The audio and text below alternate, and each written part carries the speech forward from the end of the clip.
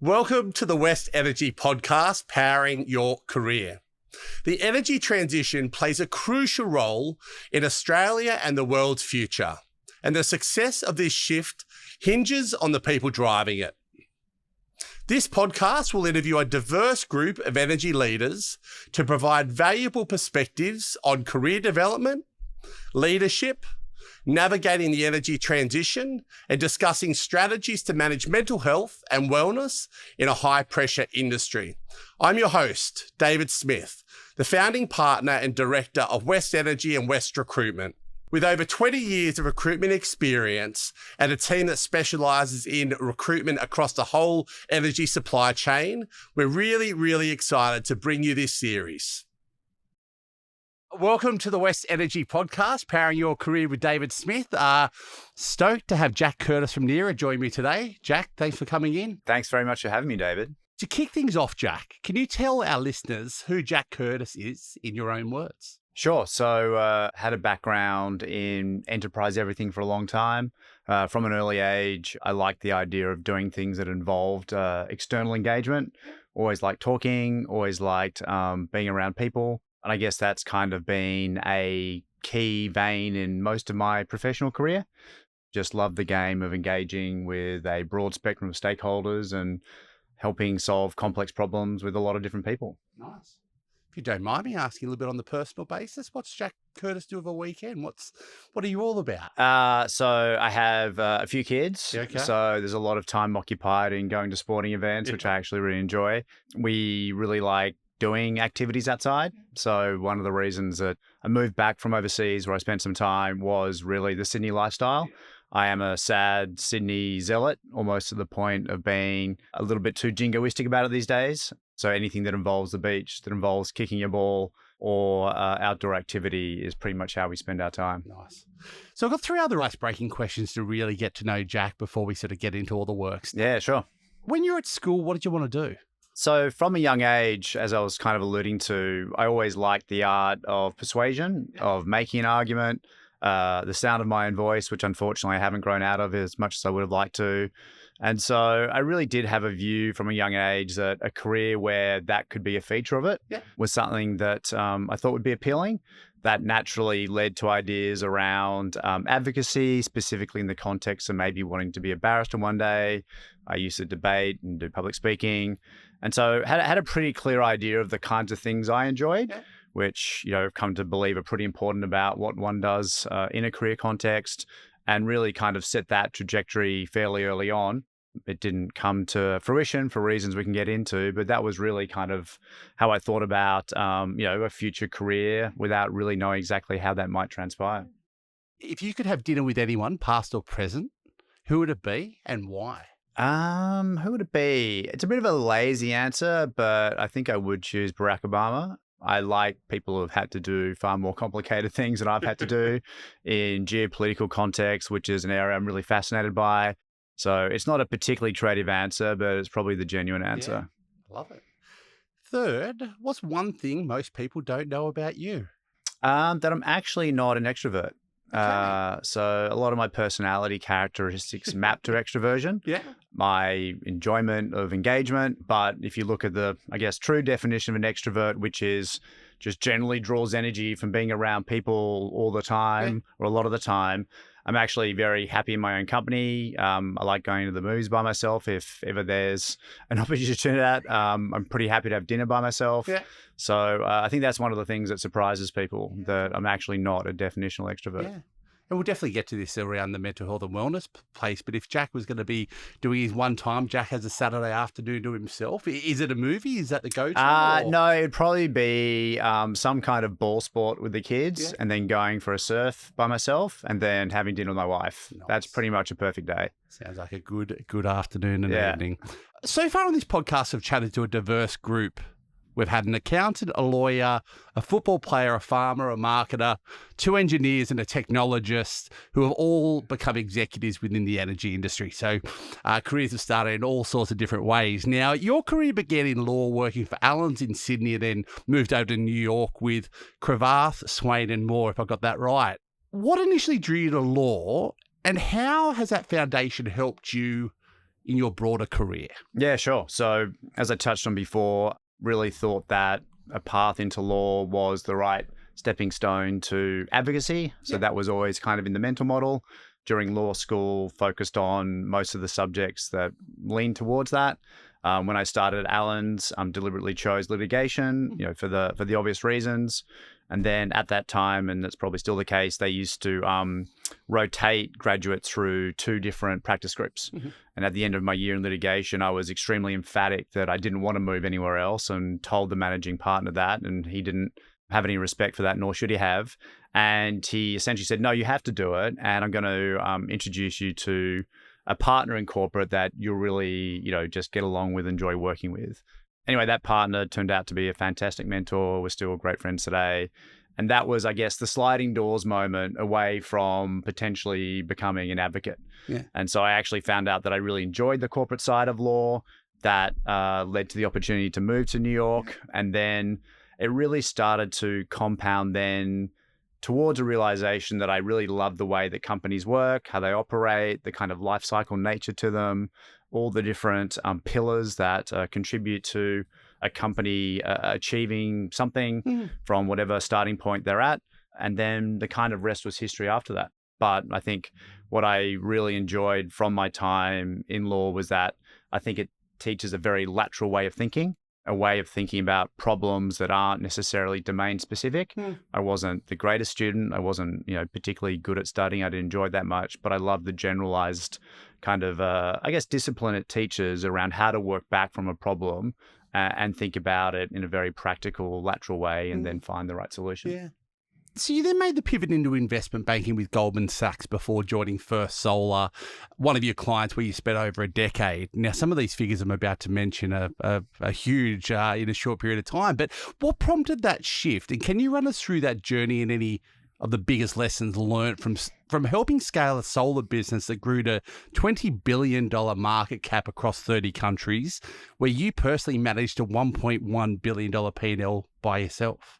Yeah, sure. So I guess the move to finance was underpinned by the view that I had learned a very helpful, useful skill in law, and that learning a skill in finance would probably be complementary to that. So that was a very deliberate, defined move. Yeah, okay. Yeah, so you knew where you wanted to go, and that was where you were going to go. Yeah, very much so. And I think one of the things that I've been lucky with in my career is knowing when was the right time to make a move, but not necessarily making a move just for the sake of it. And so I think that's potentially one of the challenges of career navigation today is some might have a view that, all right, I'm going to have as many jobs as often as possible and get as much context. And sometimes that can be accretive and sometimes it may not be. And so I believe in retrospect that I got a lot out of law, but kind of moved on at the right time. When I moved to finance, I learned a skill there that was also helpful. I wasn't actually looking to move to the corporate side as quickly as I did, but the opportunity came up with First Solar that there was a client. And I guess that was probably the first real existential career decision where leaving, Goldman Sachs back then when, this is pre-financial crisis, to join a solar company that no one had heard of, most people thought was a pretty dim-witted idea. My view at the time was, you can really just put yourself in the situation where these opportunities arise. And then half of that's luck. And the other half is, are you willing to make what might be a hard decision to give that a crack? Yeah. And so my view was, look, the worst case scenario is that this doesn't turn out to be anything, but I'll learn something along the way and I'll probably enjoy it. And if that proves to be true, great. If it proves to be successful, that's upside. So what attracted you to First Solar at that point? So at that point, I'd been covering energy at Goldman Sachs, and it was really at the genesis of the renewable energy transition. Okay, so more the... Very much so. So being in energy, I love energy per se. That was really when renewables started to take off, storage, solar, wind, demand side management. I just really loved the industry, but found that working, with companies on a transactional basis was a little frustrating because you'd go very deep for a point in time and then you didn't really see, what had led up to that and then what happened afterwards. Yeah. And so I think I realized that A, I love the industry, B, wanting to be on the corporate side where you could play a longer role in a company's journey. And that's really what catalyzed the move. Yeah, cool. So did you have a mentor at that point in your life that you bounce these ideas off? Or did you have a lot of those thoughts in your own mind of knowing where you wanted to go? Yeah, no, I think I've always had, my dad's always been a great source of advice on career navigation. The partner that I mentioned at Allen's, was also probably the first kind of formal career mentor I had. And I think he brought a lot of just general life enlightenment views to things. So in career navigation, there are a number of false prophets that can present themselves, whether it might be more money or fancy a job title or leaving, some prestigious company, when really, what matters is, are you doing something that you enjoy with people that you like doing it with? Which sounds glib, but generally believe that if you solve for that, all the other things generally follow. So, Jack, what's one piece of career advice you wish you had received earlier? The one wish I'd received earlier was learning how to make decisions that aren't polluted by risk aversion. So I think, I got lucky in being able to have the opportunity to make career decisions that did have an element of risk attached to them and was able to overcome that. But I think you got to learn that lesson by having a few good career outings.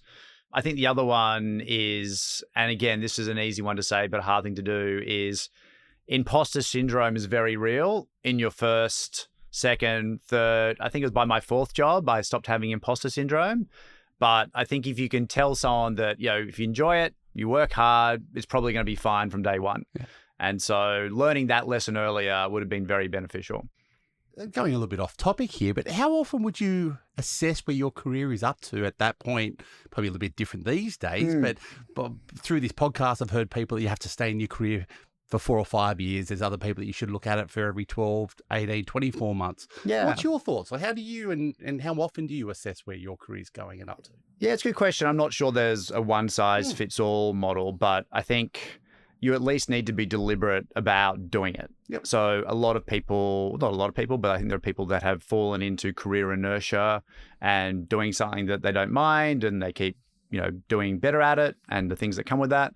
But I used to find that every 3 or 4 years, you at least wanted to go through the exercise of prosecuting. Does this make me happy? Am I enjoying it? Am I growing? Is the grass actually greener? Because I've seen a graveyard of career decisions where people thought the grass was greener for various reasons that didn't transpire. And you really just want to go through that exercise and then decide, no, actually, this is where I want to be. And so I think while I was at First Solar, I did that probably 3 times. Yeah, okay. And, 3 out of 4 times decided that I was really enjoying it and it was giving me lots of growth opportunity. And the 4th time, it was time to move on. Yeah.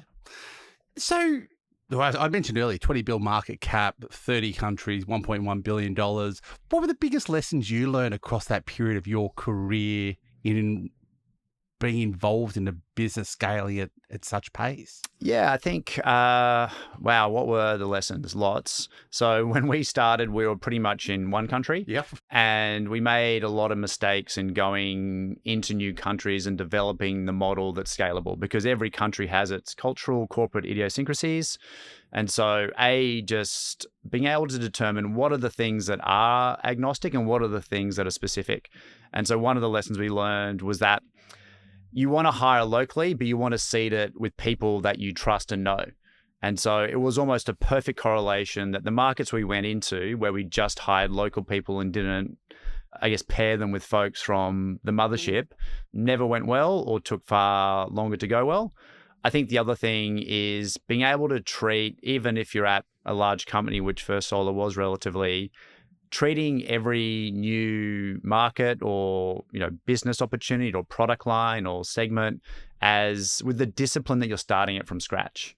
Because if you treat it with, the complacency that you have this mothership behind you, you run it with a different discipline. Yeah. So we used to go into new markets, we'd rent a windowless room and we would treat it like it was a startup and would operate with the discipline of a startup, even though there was a big balance sheet behind it.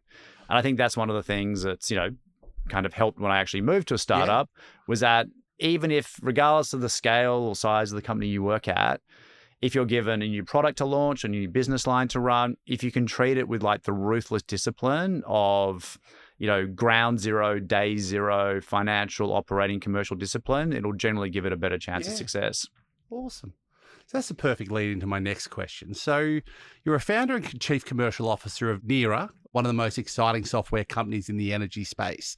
Can you walk us through what Neara does, what your role is? And I'd love to hear the founding story of how Neara began. Yeah, sure. So Neara is a software platform. We create digital models of critical infrastructure, primarily electricity grids. And then we work with the owners and operators of electricity grids to help them better understand how to optimize their networks and infrastructure for today's problems, tomorrow's problems.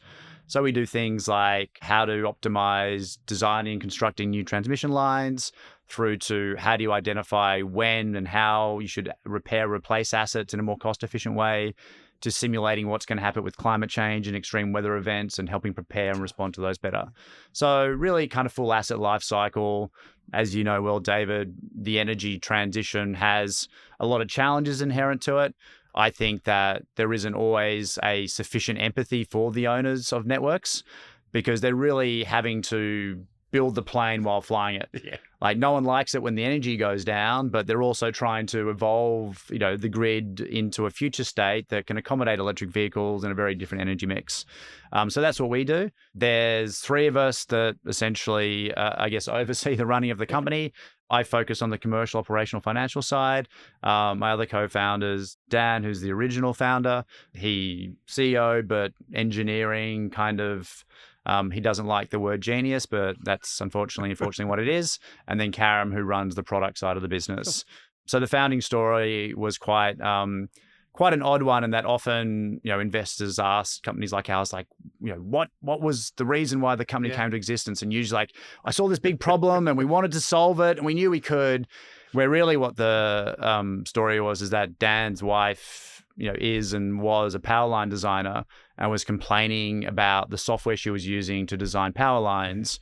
And Dan, who at that point had no familiarity with energy or power line design, it's like, well, just explain to me what the problem is. And then he built her a new piece of software over a weekend. And she was like, this is actually better. Thanks. And he was like, well, I'm glad you're happy, love, and went back to, what he was doing.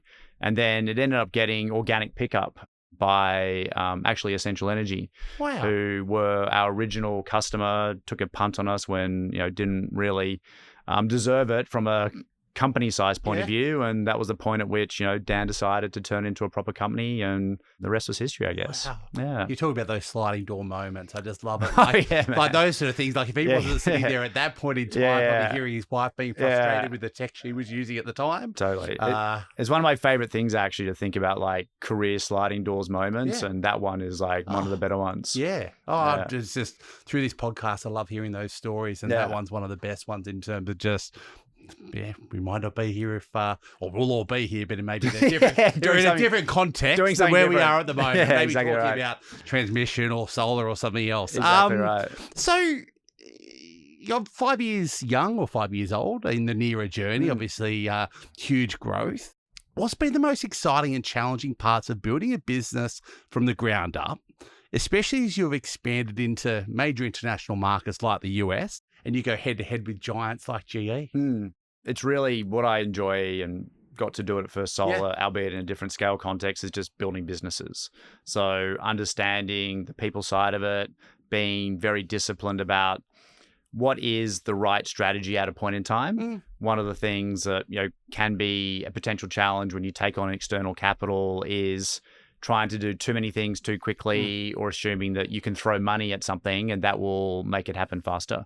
So I think one of the things that we've focused on is what is the right discipline to build out all aspects of the company at the right point in time, from a people point of view, from a financial, commercial, operational, product point of view. I think one of the other things that's been a very important lesson, which sounds obvious, is at the end of the day, everything starts and ends with your customer. So don't go build something unless you actually have truly validated that a customer is interested in it and will use it. And even though we're a very engineering, technical, product heavy company, the company's philosophy has really been built around, we're here to solve customer problems and we're here to be a trusted, authentic partner with those customers. And I think that's served us pretty well. I think the challenges is that, for the first 3 or 4 years, I would say there's probably 5 existential tipping points or sliding doors moments where if it had gone the other way as opposed to the way that it went, it would have been quite a different outcome or quite a different trajectory. You can do everything you can to put yourself in the best position to be on the right side of those sliding doors moments. But, there is a non-trivial element of luck. Yeah. And so, the saying, it's better to be lucky than good. It's good if you're both. Yeah. And, we haven't been too bad at what we've done, but we've definitely benefited from, good market timing. Some decisions that just went our way, we might have still deserved them, but you still need some luck for things to break the right way. Yeah. So that's the haunting part of it. Is like 5 times it could have been the other side of the coin. I haven't spent much time in the tech world, but one of the sort of terminology I hear a lot is sort of failing fast. Yep. And I would imagine as you're going through the startup mode and growing quickly, how much does that play a part in what you're doing? If you're going to try something, obviously fail fast or move ahead, is that? It is. I think there's always a goal. I think one of the things that's a bit different in the space that we play in is that we are dealing with customers that own critical infrastructure. Yeah. Okay. And there is a very high bar of credibility and, I guess, quality that you have to deliver on. And so we can't stress test things at too high a velocity, because if they fail or break, it actually has some fairly non-trivial consequences. It is something that we've tried to be more self-aware about, because we are renowned for being actually quite conservative. Okay. That is somewhat a function of the industry we serve, but also we're kind of crankier and older than most, I guess, technology company operators. And so we've just probably built up some more scar tissue around it. Yeah. So look, I think being able to get to the end goal as fast as possible is important. I kind of have a 50-50 view. It's like, look, try not to waste opportunity costs, try not to subscribe to sunk cost fallacy and pursuing a product line or, whatever it might be. But, we've found that making fewer mistakes also helps. And sometimes that requires a bit of judicious thought as well. Yeah. What does the next 5 years look like for you and Neara from where you are? So in the US, obviously huge growth. Yep. Well, what does the next 5 years look like for you? Yeah, so I actually say now's the best time to join the company. Yeah. Like 5 years ago, it was pretty racy, and then it was fairly racy for a few years after that. Where now, I believe we're at a point where just the existential existence of Neara has probably been de-risked. Yeah. We've been able to validate that we can, get a large percentage of the local market on board of the platform. We've had success penetrating the US, and now that's starting to compound. And we're operating in an industry where I believe there's some of the most fascinating, complex challenges to be solved. So, we've got the benefit of macro market timing tailwinds. So for us, it's really focusing on international growth, focusing on building out the solutions that we think will help solve, these big challenges that energy companies need to solve. And then the other one that's really interesting is starting to move into different sectors. So we're starting to move into rail, starting to move into telecommunications. Cool. But I still believe that energy is going to be the biggest repository of our growth, the biggest repository of big, chunky problem statements for us to solve. And so that's really what we're focused on for the next 3 to 5 years. Cool. We hope you're enjoying this episode of Powering Your Career. To stay updated with our latest episodes, don't forget to click follow or subscribe. Leaving a review goes a long way in helping others discover this show. For more details on West Recruitment and how we can assist you, please visit us at westrecruitment.com.au. So the energy piece is something I want to absolutely come back to, but before we go too far down the energy side, I do want to sort of go back to your career. So looking back at your career, Jack, what's been the best career move you've made? And has there been a decision you'd approach differently in hindsight? And what did you learn from it if there was? Yeah, sure. So I think learning the first time when I joined First Solar that it was fine to take a risk on something that may not be successful, but if it wasn't, you could go back and get the normal job again. Yep. And I think risk aversion and career navigation is probably one of the greatest derailers of successful careers. And all those things don't matter. Like the name of the company you work at don't matter. Your job title doesn't matter. I guess compensation matters to a point, but a lot less than what I think people get hung up on. So I made that decision once. And then when it came time to join a company that definitely no one had heard of, called Powerlines Pro, which is what Neara was called before we rebranded, I was like, you know what? I've made this decision before. This is a fairly non-sensible, practical decision. But worst case scenario, I'll learn something new. And so I think that's been without doubt the best kind of career inflection points. And now I just know that to be true. Yeah. I think looking back on what I would have done differently, probably not a lot, but not because I just got it right. I think I just got lucky to some extent, being in the right place at the right time. At the end of the day, you can have this mental model I'm describing, but you still need the right opportunities to present themselves. And so I think just, building one's network, putting yourself out there, getting to know people in the industry, that kind of, it's like the expression, luck is what happens when preparation meets opportunity. The more that you have surface area exposure to the industry that you enjoy, the greater chance you'll have of like great roles coming along. Yeah. And then you've just got to flick the risk aversion switch down into neutral and give it a crack. Yeah. So you've taken on leadership roles in both large global organisations and startups. How has your leadership style evolved over time? And what's one leadership lesson you wish you had learnt earlier? Yeah, so I'd love to stress test with the people that I work with, but I'm pretty sure this is true. So I guess the first kind of one that my dad taught me very early on was always hire people that are better than you, which is an easy thing to say, but a hard thing to do early in your career, because it requires you to get to a pretty okay point of self-assurance, confidence. And I, quite honestly, it took me a while to get to the point where I was like, all right, no, it's just better if smarter people join and they're better than you are. So I think that's the first kind of anchor one. The one that I wish I'd done earlier and still wish I could do more of is to speak less, don't speak first, and wait for people that you work with to contribute. Yeah. So again, I like the sound of my voice. I have high conviction views on things. I almost have to recuse myself from meetings or certain engagements because if given the opportunity to speak, I still won't stop myself. Yeah. So I would have liked to have learned that lesson sooner. Yeah. And I think that goes to, I guess, the final thing that I've observed and learned is what makes you successful as an individual contributor and gives the opportunity to manage people. That skill set becomes pretty irrelevant as soon as you become a leader or a manager. And that's a very hard thing for people to give up. It's like, actually, I've been rewarded for being good at this, and now I have to be good at helping other people do that, and I have to do almost none of that. Yeah. And that's a very hard thing for people, I think, to digest and put into practice. I'd love if I can to go back to your first point, because I remember having this conversation with Guy Chalkley on the podcast. Right. And the first one, and he sort of said, hire people smarter or better than yourself. Yeah. It's all well and good to do that. But as a leader, how do you then make way for these people to be good? Yeah. So to work with you. Any tips around that as well? Yeah. So I think part of it is just having the discipline to do that. Yeah. And Guy's an eminently sensible human being. B, actually overriding your own proclivities to prevent that from actually practically translating.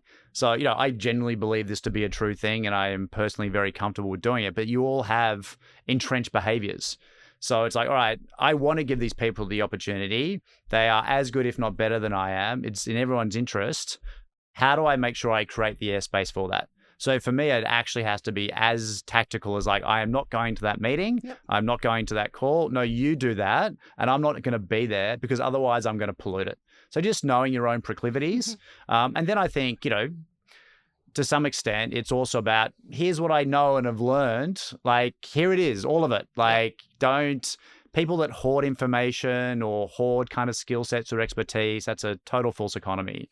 So I was like, look, here's everything I've learned. Don't make my mistakes. Just I'll accelerate the 10 years of like figuring that out. Here it all is. Yep. So I think if you can operate with those three, you've got a pretty good chance of doing justice to it. Love it. So your business is an awesome example of how innovation and technology are transforming the energy industry. And somehow it feels like we're just getting started in terms of that big transformation and the influence of innovation technology. In your view, what does the next chapter of energy look like from a technology and innovation perspective? And how do you see AI shaping that future? The main reason why energy is probably one of the most logical candidates for technology is that the problems it's been asked to solve are so different, so complex. The way I describe it is that the energy industry has been asked to do more in the next 10 years has been asked to do in the last 100 years. And so the only way they get there is through embracing technology. Now, the challenge is that it is also an industry that has, decades of institutional architecture, again, the critical nature of what it does. So you can't just be randomly implementing technology. Obviously subjective comment, but I think Digitization has to be part of it. The problems that need to be navigated, they can't be navigated real time by the actual existing infrastructure. There needs to be a way to simulate it. There needs to be a way to war game it, plan for it, prepare for it, stress test it. And the only way you can do that is through digitization. I think what comes first, though, is a massive level up in the industry around data. So data unification, data cleansing, data sanitization. It is an industry that has so many complex inputs predicated on so many complex data inputs that it has created a bit of a data quagmire. And most technology that serves energy is pretty dead on arrival unless it starts with a good data strategy. I think that sometimes gets a bit overlooked in energy. There's lots of interesting technology solutions, both hardware and software, but really just getting data right and data accurate. And then as it relates to AI, I think that energy is probably going to be one of the latest adopters of AI. Again, just given the complexity and criticality of it, we often get asked, why would I rely on an AI solution to tell me what to do? And the answer is you shouldn't. Ultimately, I think the role that AI has to play in energy is to surface information better, give better options, give better configuration, optionality as well, and still let domain experts execute on that information, on that analysis. And so I actually think the asymmetry between the technology and when it's ready to be adopted by this industry is going to be, pretty meaningful and not necessarily in a bad way. I don't think we should be just leaping to turn on AI agents to run the energy system. Yeah. So what innovations or technologies are you seeing right now that could be real game changers in the energy transition? Yeah, so I really like solutions that do solve the data aggregation problem. So, the very large companies that are doing that, like the cloud providers, companies like Databricks, I really like solving the data constraint problem. What we do relies very heavily on accurate data, unified data. We play a role in that. So I think that's a bit of a uncredited component of the energy technology ecosystem, because if you get data right, like the world's your oyster. A lot of the solutions that are bringing together the pillars of what solves for an overarching view. So what I mean by that is one of the challenges within energy is that a lot of the individual components, call it network, generation, load, distributed assets, there's a whole, ecosystem around each of those pillars, but they don't really speak very well to each other. And so one of the challenges you see is that you have all this clever stuff happening behind the meter, but it's not actually being translated to what's happening in front of the meter. And so you have these false economies of information opacity where the networks would actually love to take more behind the meter energy, but they don't have the information on a fast enough cadence to be able to see what's coming. So therefore, they necessarily have to apply export constraints to what actually could be coming out of it. And so I think removing these silos around the key pillars of like the energy ecosystem and where it's going, they're the kinds of technologies that I think are really exciting because you can optimize behind the meter solar or electric vehicles or network availability. But if you can't bring it all together in a holistic lens, you're kind of optimizing to a point of constraint until it actually all speaks together in a clever way. Yeah. So many opportunities. Yes, lots of problems to solve. Exactly. Yeah, none of them easy. No, and that's the thing about the podcast. If you want a problem, if you're a problem solver, come on in. Yeah, 100%. I'm going to say we need more and more of us. That's the first line of the brochure. Absolutely. So, Jack, you've spent 18 years working in and around the energy sector. Why should someone consider a career in energy right now? Look, I think energy is facing some of the most interesting and complex challenges to solve over the next 10 years. It's hard to argue that there are other industries that have a more exciting growth trajectory. And I think if you love solving complex problems with interesting people, you're going to have a very deep vein of those to solve in energy. And so I think it's a combination of those two things. Great. What skills do you think are going to be most in demand? So you're talking about where we are in the next 5 or 10 years. Like, if you're going to say to someone, okay, well, work on something, you're currently sitting in the energy industry, you want to get in. Where are the skills that are going to be most in demand and what should people be really working on in your view? Yeah, so I think about this a lot because I think about, the school curriculum that my kids have and if that's fit for purpose for the future. And I try not to be too dystopian about it. I think that a lot of rote skills will be commoditized by artificial intelligence, but I still think that learning a strong domain skill, even if you never have to use it, is actually a good mental model to build. whether it's engineering, finance, law, they're all, I think, just good training grounds for how to think, because I actually think that's the skill set that will scale. Is that I say this to, a lot of our engineers who are far more paranoid about AI than I am, just because they understand it better. Like, look, until the AI robots kill us all, we're still going to have to think and engage with humans and solve problems and apply lateral thought and work back from complex problem statements. So that's the skill set that I actually think is still going to survive. Yep. I still think that in enterprise land, which energy squarely is in the middle of, people still deal with people. Yeah. They still want relatability. They still want someone who can empathize with their problem statement.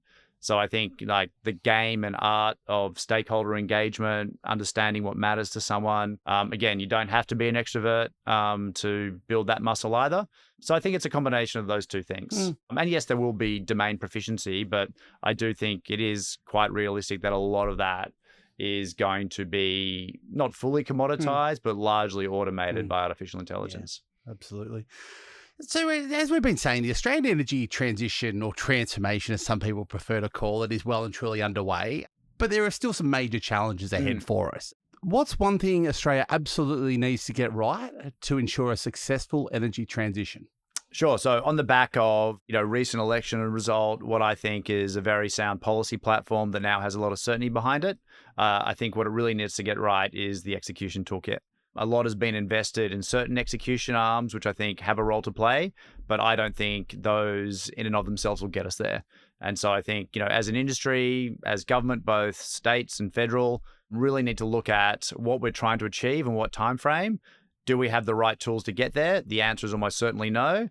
And invest some serious introspection in figuring out what the supplementary tools can be to execute on strong consumer industry sentiment and a very strong policy base. Love that. All right, so let's crystal ball this up, looking ahead.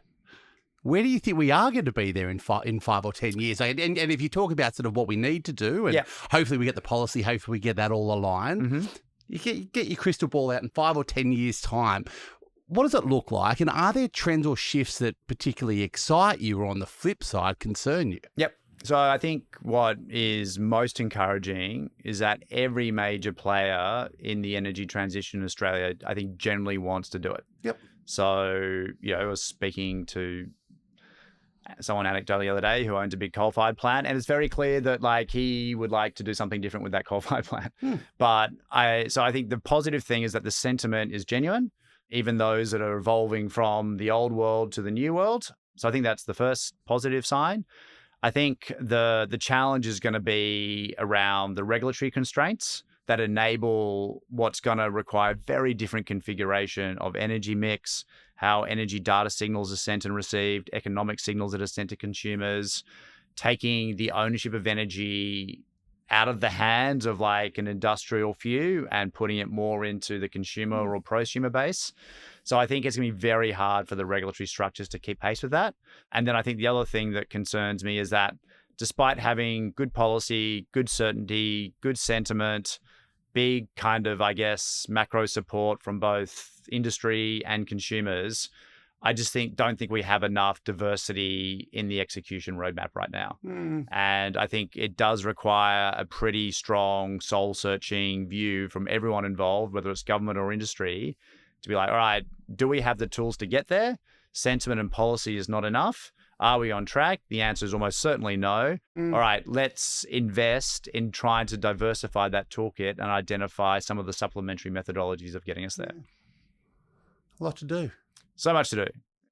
Last but certainly not least, to have a chat around mental health and wellness, something I always talk about on this podcast. And I'll talk about mental health and wellness, but I'll also talk about, I suppose, a daily balance. And I think you sort of talk about the terminology of spinning plates. Right, yeah. I think anytime I sort of talk to anyone at the moment, life's getting busier as a father, chief commercial officer and founder of a growing organisation where you're travelling. There's a lot to juggle. How do you balance it all in your life while still running a business? Yep. And how do you look after your mental health and wellness and well-being? Yeah, sure. So the spinning plates analogy you referred to is one I use to describe, first, what I think is a pretty key exercise, which is being very deliberate about knowing what are the components of your life that, keep you happy, content, and, in a mentally good state.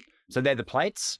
And then, so there might be family, friends, work, leisure activities, health. So, no surprises. They're my 5 plates. Yep. But then it's like, all right, given finite time, you're never going to be able to spin every plate at the perfect velocity. So you're always going to be compromising plate velocity. Yeah. But the goal is to make sure no plate actually falls off the stick and breaks on the ground. So that's the first goal. Yeah. Don't drop a plate, to a point where, it becomes a big problem. So then it's like, all right, I've got finite time, finite plate velocity. What's just the right amount that each plate I can keep spinning such that the things that matter to me stay on track, but also it's the right version of what keeps me, kind of on track. And so one of the things that, I've really focused on in the last couple of years is being very deliberate about the time management strategy to support the plate spinning strategy. And so 2 years ago, it was very out of whack because I'd walk into my week and my calendar would be 100% polluted with things to do.